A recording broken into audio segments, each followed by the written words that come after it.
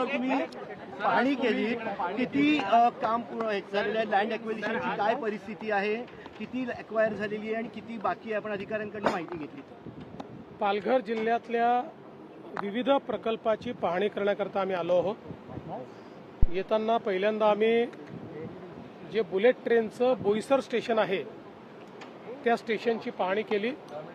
त्याचं काम अतिशय चांगल्या पद्धतीनं चाललेलं आहे आणि डिसेंबर 27 पर्यंत ते सगळं काम पूर्ण करण्याचं नियोजन आहे. त्यामुळे त्या काळात मग आपल्याला बुलेट ट्रेन जी आहे ती या ठिकाणी मिळू शकते आणि त्या बुलेट ट्रेनमुळे विशेषतः त्याचे आपल्याला माहिती आहे 2 स्टॉप आहे, बोईसरला आहे आणि विरारला आहे. याच्यामुळे खूप मोठी एक इकॉनॉमिक डेव्हलपमेंट करता एरिया त्याच्यामुळे ओपन अप होईल. आपण विचार करू शकतो की एक प्रकारे बीकेसीचं एक्सटेन्शन होईल, कारण इथनं बीकेसी पर्यंत अर्ध्या तासामध्ये पोहोचता येईल. त्यामुळे एक फार महत्त्वाचं काम ते होत आहे. आत्ता आपण जिथे उभा आहोत ही साईट वाढवण बंदराची साईट आहे. आपल्याला कल्पना आहे की आज देशातलं सगळ्यात मोठं बंदर हे JNPA बंदर आहे. जवळपास 70 लाख मेट्रिक टन इतकं त्या ठिकाणी कंटेनर आणि माल हँडलिंग करण्याचं त्या JNPT पोर्टची क्षमता आहे. पण हे जे बंदर आपण बांधतोय हे JNPTच्या 3 पट मोठं आहे. याच्यामध्ये JNPTपेक्षा 3 पट जास्त क्षमता असणार आहे. हे देशातलं सगळ्यात मोठं बंदर आहे. जगातल्या पहिल्या 10 मधलं हे बंदर आहे आणि सगळ्यात महत्त्वाचं देशामध्ये अशी साईट कुठेच नाही. 20 मीटर डीप ड्राफ्ट असलेलं अशा प्रकारचे बंदर आहे. जगातली जी सगळ्यात मोठी शिप आहे, सगळ्यात मोठी वेसल आहे ती आत्ता भारतात येऊ शकत नाही, त्याला दूर डॉक करावं लागतं. पण हे बंदर झाल्यानंतर त्या बंदरावर जगातली सगळ्यात मोठी शिप देखील येऊ शकेल अशा पद्धतीची याची रचना आहे. या संदर्भात आता काम फार वेगानं पुढे चाललेलं आहे. जवळपास 30 ते 40% जे काही या ठिकाणी ॲक्विजिशन होतं ते देखील पूर्ण झालं आहे.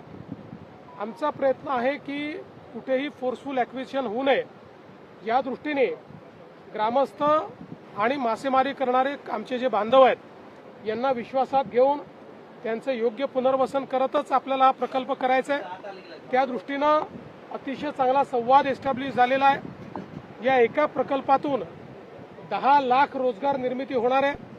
त्यामुळे या पालघर जिल्ह्यातल्या स्थानिकांना, डहाणूच्या तालुक्यातल्या लोकांना देखील मोठ्या प्रमाणात याच्यामध्ये सामील कसं करून घेता येईल याचा आपला प्रयत्न चाललाय.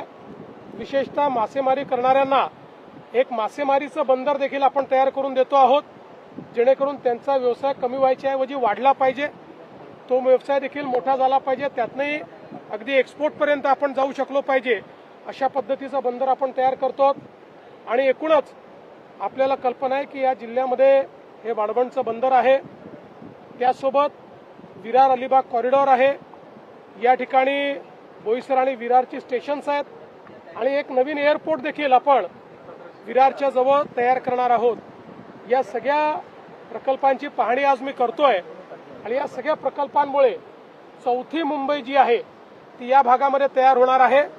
एक मोठी आर्थिक अशा प्रकारची गुंतवणूक येणार आहे आणि आमचा प्रयत्न आहे की या संपूर्ण आर्थिक परिवर्तनामध्ये स्थानिकांना सामील करून घेण्याकरता मग इथलं ITI आहे त्याचं अपग्रेडेशन करून इथे मोठ्या फिशरीज इन्स्टिट्यूट तयार करून या ठिकाणी स्किल डेव्हलपमेंटचं काम ऑलरेडी आपण सुरू केलेलं आहे. त्याच्या माध्यमातून स्थानिकांना या परिवर्तनाचा फायदा कसा मिळेल हा प्रयत्न आपला चाललेला आहे. आणि मला समाधान आहे की इतक्या वर्षापासून अडलेले सगळे प्रकल्प आता माननीय मोदीजींच्या नेतृत्वात महाराष्ट्र सरकारने मार्गी लावलेले आहेत आणि पुढचे 30 वर्ष महाराष्ट्राची आणि देशाची अर्थव्यवस्था या एका वाढवण बंदरामुळे वर्धित वेगानं विकसित होताना आपल्याला पाहायला मिळेल. त्यामुळे देशाच्या इतिहासातलं विकासाचं एक महत्वाचं पान म्हणजे वाढवणचं बंदर. आदिवासी बांधव मोठ्या प्रमाणात आहेत, त्यांना फोर्सफुली जमिनी घेतली जातील असं म्हटलं जातं. त्यांना काय तुम्ही आश्वस्त करा की फोर्सफुली जमिनी घेतल्या जाणार आहेत का? ट्रेनिंग दिलं जाणार आहे. पहिली गोष्ट या ठिकाणी संवादानेच आम्ही जमीन ॲक्वायर करतोय, फोर्सफुली कुठेही आम्ही करत नाहीत. आणि म्हणूनच आपण बघितलं असेल की सुरुवातीच्या काळामध्ये अनेक लोकांनी अनेक अफवा पसरवल्या होत्या त्यामुळे लोकांमध्ये खूप मोठ्या प्रमाणावर त्या ठिकाणी असमंजस होता, गैरसमजूत होती, ती सगळी हळूहळू आम्ही दूर केलेली आहे. आणि मला विश्वास आहे आता ज्या प्रकारे गावकऱ्यांचा आम्हाला प्रतिसाद मिळतो आहे, आम्ही हे काम लवकर करू शकू. आपण ITIच्या संदर्भातला जो प्रश्न विचारला, हे सगळे ITI आपण अपग्रेड करतो आहोत.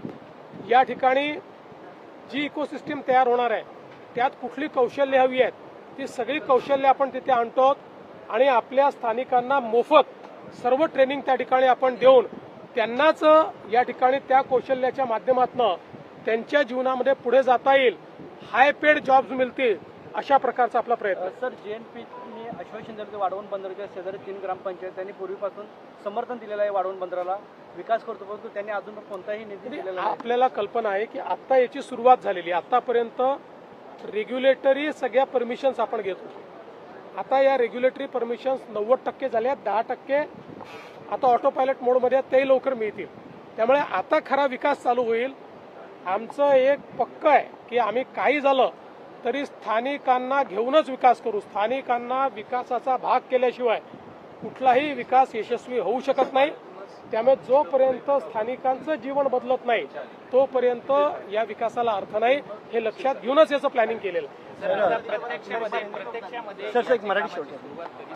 मला असं वाटतं की आता कामाची सुरुवात जवळपास झाली आहे, पण अगदी आपण जे म्हणाल तर त्या संदर्भात आता क्वेरीज झालेल्या आहेत.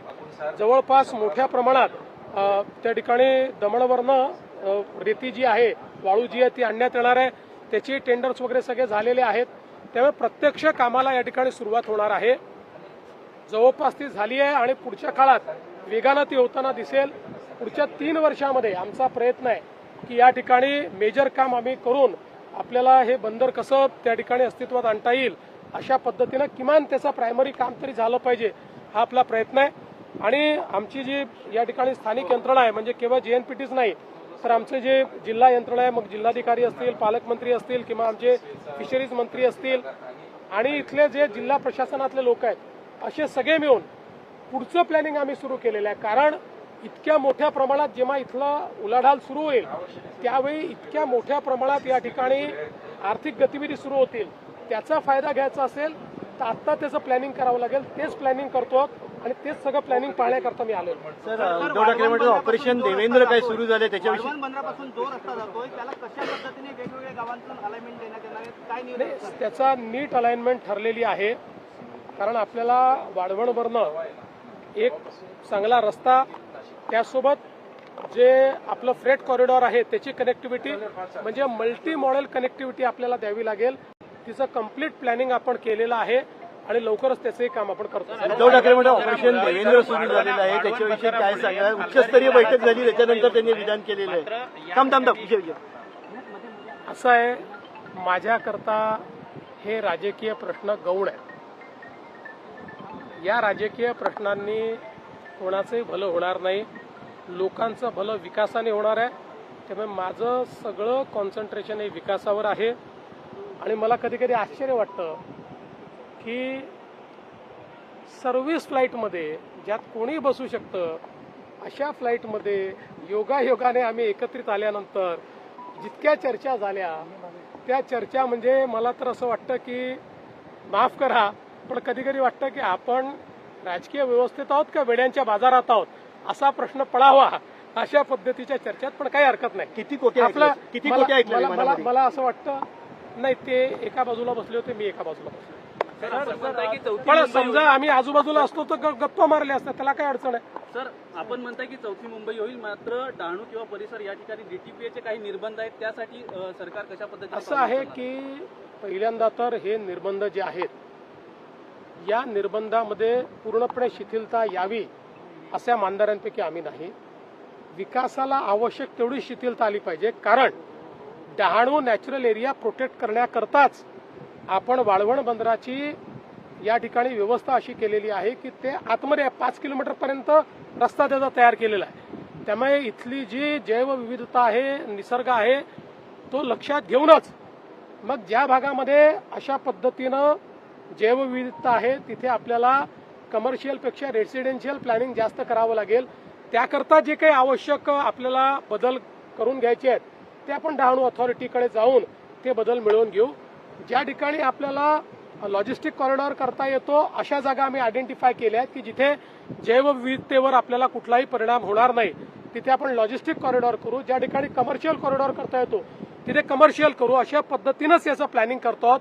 त्यामुळे खूप असं विस्थापना करायची आणि डहाणू अथॉरिटीच आम्हाला नको किंवा डहाणू अथॉरिटीने या ठिकाणी जे काही प्लॅनिंग केलेलं आहे ते सगळं उलटसुलट करायचं आम्ही कधी करू देणार. वाढवण पोर्ट का काम किस तरह से चल रहा है? आपने यहाँ की ऑब्जर्व किया, कितना %? देखिए, आज मुझे बहुत खुशी है कि माननीय प्रधानमंत्री जी के नेतृत्व में देश का जो सबसे बड़ा पोर्ट वाढवण पोर्ट बन रहा है, इसका कार्य देखने के लिए मैं यहाँ पर आया हूँ.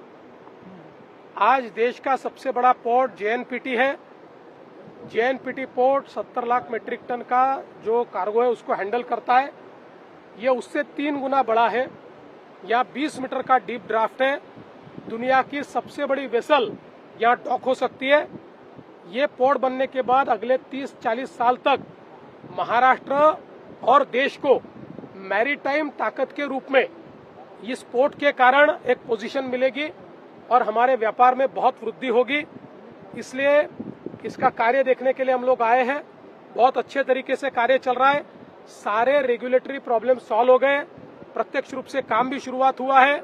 कुछ अभी एक्विजिशंस के इश्यूज चल रहे हैं जिसमें स्थानिकों को साथ में लेकर ही हम काम करेंगे. विशेष रूप से फिशरमैन कम्युनिटी यहाँ की जो है उसके लिए हम ज्यादा व्यवस्था करना चाहते हैं. यहाँ पर जो हमारे युवा है उनको कौशल विकास के माध्यम से यहाँ पर 10 लाख रोजगार के जो अवसर पैदा होने वाले हैं उन अवसरों के साथ जोड़ने का हमारा प्रयास है. और कुल मिलाकर मुझे इस बात की खुशी है, चाहे ये वाढवण का पोर्ट हो या मैंने आते आते बोईसर में बुलेट ट्रेन का जो स्टेशन बन रहा है उसका भी वहां पर मैंने एक प्रकार से इंस्पेक्शन किया है और वहां पर भी बहुत अच्छा काम चल रहा है. साथ साथ हमारे हाईवेज भी बन रहे हैं. विरार अलीबाग कॉरिडोर है. विरार के पास हम लोग एक नया एयरपोर्ट बनाने वाले हैं.